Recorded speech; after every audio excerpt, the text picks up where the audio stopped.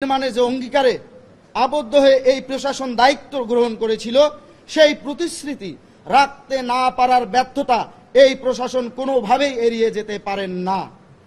তাই এই বিশ্ববিদ্যালয় প্রশাসন বিশেষ করে এই শিক্ষাঙ্গনের নিরাপত্তার বিষয়ে দায়িত্বশীল উপাচার্য এবং প্রক্টর অবিলম্বে পদত্যাগ করে যোগ্যতর ব্যক্তিদেরকে এই গুরু দায়িত্ব পালনের সুযোগ করে দেয়ার এবং নতুন প্রশাসনের হাত ধরে ঢাকা বিশ্ববিদ্যালয় ক্যাম্পাসকে একটি নিরাপদ ও সুন্দর শিক্ষাঙ্গন হিসাবে গড়ে তোলার যৌক্তিক দাবি আবারও আপনাদের সামনে আমরা তুলে ধরছি এবং এর পাশাপাশি দ্রুততম সময়ে শহীদ সাম্য হত্যাকাণ্ডের সত্যিকার রহস্য জনসাধারণের নিকট উন্মোচন ও বিচার কার্য যথাযথভাবে সম্পূর্ণ করে খুনিদের সর্বোচ্চ শাস্তি নিশ্চিতকরণ এবং নিরাপদ ক্যাম্পাস বিনির্মাণের দাবিতে বাংলাদেশ জাতীয়তাবাদী ছাত্রদল ঢাকা বিশ্ববিদ্যালয়ের চলমান আন্দোলন আগামী দিনে আরও তীব্রতরভাবে চলমান থাকবে বলে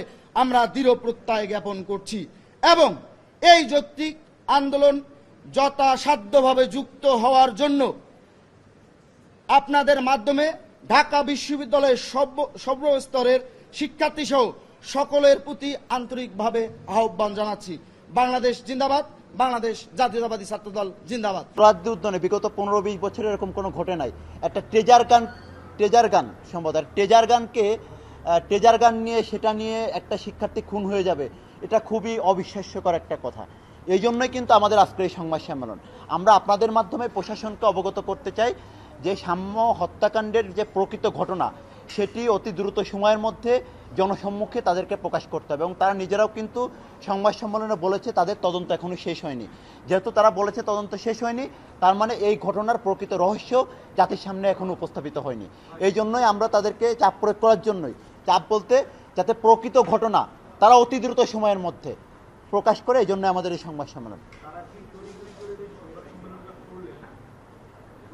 তাদের আন্দোলন না, আপনারা দেখেছেন যে সাম্য জুলাই আগস্ট গণ অভ্যুত্থানের একদম সম্মুখ সারির একজন নেতৃত্ব ছিল এবং তাদের কথাই কিন্তু বাংলাদেশের আপামর জনতা, ছাত্র জনতা কিন্তু রাজপথে নেমে এসে এই আন্দোলনকে সাফল্যমণ্ডিত করে তুলেছিল এবং দীর্ঘদিনের বাংলাদেশের উপর চেপে বসে একটি ফ্যাসিস্ট গোষ্ঠীকে বাংলাদেশ থেকে বিতাড়িত করেছিল।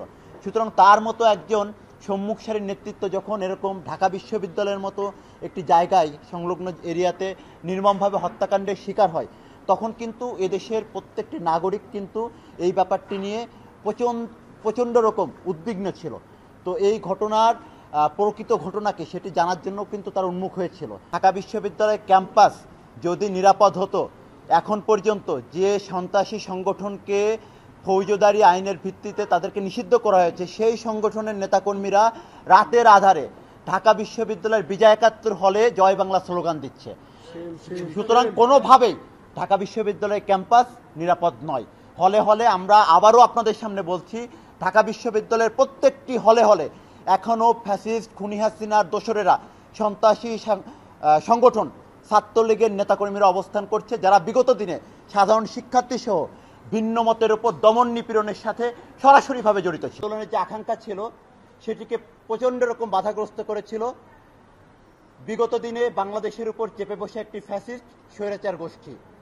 সেই দীর্ঘ 1.5 দশকের আন্দোলন সংগ্রামের মধ্য দিয়ে এবং সর্বশেষ জুলাই আগস্টের গণ অভ্যুত্থানের মধ্য দিয়ে যে সকল তরুণ স্বপ্নবাজ তরুণেরা এই বিগত ফ্যাসিস্ট স্বৈরাচার পতন আন্দোলনে সম্মুখ সারিতে থেকে রাজপথে আন্দোলন সংগ্রাম চালিয়েছিল এবং সর্বশেষ 24 জুলাই আগস্টের গণ অভ্যুত্থানে বুলেটের নলের সামনে দাঁড়িয়ে এদেশকে নিরাপদ রাখার জন্য এবং একটি নিরাপদ শিক্ষা প্রতিষ্ঠানের জন্য যে সকল স্বপ্নবাজ তরুণেরা রাজপথে সম্মুখ সারিতে দাঁড়িয়ে এই খুনি ফ্যাসিস্ট হাসিনার রক্তচক্ষু উপেক্ষা করে স্লোগান তুলেছিল, তাদেরই একজন ছিল শহীদ শাহরিয়ার আলম সাম্য।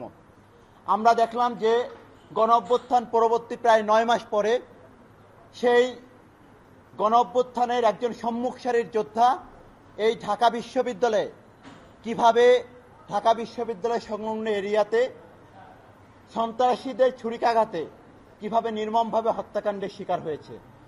বিগত 15 বছরে আমরা দেখেছি ঢাকা বিশ্ববিদ্যালয় কিংবা তার সংশ্লিষ্ট এরিয়াতে ঢাকা বিশ্ববিদ্যালয়ের কোনো শিক্ষার্থীদেরকে হত্যাকাণ্ডের শিকার হতে হয়নি। এবং সেই সংবাদ সম্মেলনে এই হত্যাকারীদের বিষয়ে কিছু তথ্য জনসম্মুখে প্রকাশ করা হয়। সেই তথ্যের ভিত্তিতে এবং পরবর্তীতে বাংলাদেশ জাতীয়তাবাদী ছাত্রদলের অবস্থান জানানোর জন্যই আজকের এই সংবাদ সম্মেলনের আয়োজন করা হয়েছে। আপনারা যারা উপস্থিত হয়েছেন সকল সাংবাদিকবৃন্দকে বাংলাদেশ জাতীয়তাবাদী ছাত্রদল ঢাকা বিশ্ববিদ্যালয়ের পক্ষ থেকে শুভেচ্ছা। আমাদের মাঝে উপস্থিত আছেন বাংলাদেশ জাতীয়তাবাদী ছাত্রদল। কিন্তু আমরা দেখলাম যে নিরাপদ ক্যাম্পাস বিনির্মাণের লক্ষ্যে আমরা দীর্ঘদিন ধরে আন্দোলন সংগ্রাম করেছিলাম। সেই গণ অভ্যুত্থান পরবর্তী সময়ে এই ক্যাম্পাস সংলগ্ন এরিয়াতে আমাদের একজন সহযোদ্ধা, একজন নেতৃত্বকে আমরা একজন সন্ত্রাসীর মাধ্যমে কতিপয় সন্ত্রাসীদের ছুরিকাঘাতের মাধ্যমে তাকে আমাদের শেষ বিদায় জানাতে হয়েছে। প্রিয় উপস্থিতি, আপনাদের মাঝে আমাদের আজকের এই সংবাদ সম্মেলনের যে প্রেস নোট লিখিত বক্তব্য পাঠ করবেন বাংলাদেশ জাতীয়তাবাদী ছাত্রদল ঢাকা বিশ্ববিদ্যালয়ের সংগ্রামী পুলিশ প্রশাসন নিয়ে আমি নিজে দায়িত্ব নিয়ে তখন রমনার ডিসি সহ আমরা সোহরাওয়ার্দী উদ্যানে যে দেখি যে জায়গাটিতে ঘটনা ঘটেছিল সেই জায়গাটি তখনও অরক্ষিত, নাকি এটি কোনো একটা অনাকাঙ্ক্ষিত ঘটনা ছিল। এই জন্যই কিন্তু আজকে আমাদের এই সংবাদ সম্মেলন, যেহেতু এটা প্রশাসনের দায়িত্ব ছিল এটি খুঁজে বের করা যে আসলে ঘটনাটি সুপরিকল্পিতভাবে ঘটানো হয়েছে কিনা।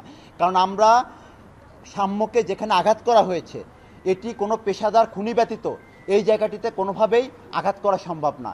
সুতরাং যদি পেশাদার খুনি যদি এই ঘটনা ঘটিয়ে থাকে তাহলে এর পিছনে কারা আছে, কারা এই পেশাদার খুনিকে আনলো, সেটি আমাদের প্রশাসনের কাছে আমাদের প্রশ্ন।